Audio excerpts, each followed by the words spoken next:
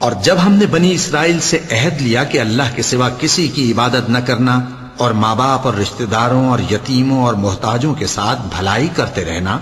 اور لوگوں سے اچھی باتیں کہنا اور نماز پڑھتے اور زکوٰۃ دیتے رہنا، تو چند آدمیوں کے سوا تم سب اس عہد سے منہ پھیر کر پلٹ گئے۔ اور جب ہم نے تم سے عہد لیا کہ آپس میں کچھ تو خون نہ کرنا اور اپنوں کو ان کے وطن سے نہ نکالنا، تو تم نے اقرار کر لیا اور تم اس بات کو مانتے بھی ہو۔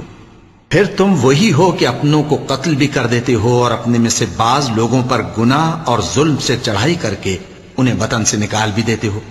اور اگر وہ تمہارے پاس قید ہو کر آئیں تو بدلہ دے کر ان کو چھڑا بھی لیتے ہو، حالانکہ ان کا نکال دینا ہی تم پر حرام تھا۔ یہ کیا بات ہے کہ تم کتاب اللہ کے بعض احکام کو تو مانتے ہو اور بعض سے انکار کیے دیتے ہو؟ تو جو تم میں سے ایسی حرکت کریں ان کی سزا اس کے سوا اور کیا ہو سکتی ہے کہ دنیا کی زندگی میں تو رسوائی ہو اور قیامت کے دن سخت سے سخت عذاب میں ڈال دیے جائیں۔ اور جو کام تم کرتے ہو اللہ ان سے غافل نہیں۔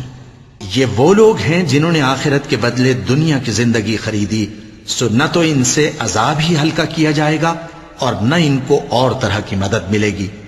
اور ہم نے موسیٰ کو کتاب عنایت کی اور ان کے پیچھے یکے بعد دیگرے پیغمبر بھیجتے رہے،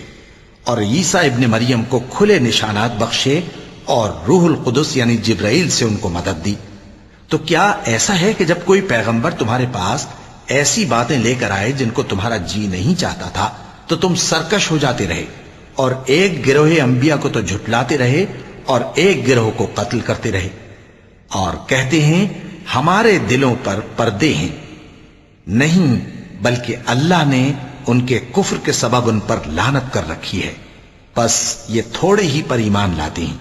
اور جب اللہ کے ہاں سے ان کے پاس کتاب آئی جو ان کی آسمانی کتاب کی بھی تصدیق کرتی ہے، اور وہ پہلے ہمیشہ کافروں پر فتح مانگا کرتے تھے، پھر جس چیز کو وہ خوب پہچانتے تھے جب ان کے پاس آ پہنچی تو اس سے منکر ہو گئے، بس کافروں پر اللہ کی لعنت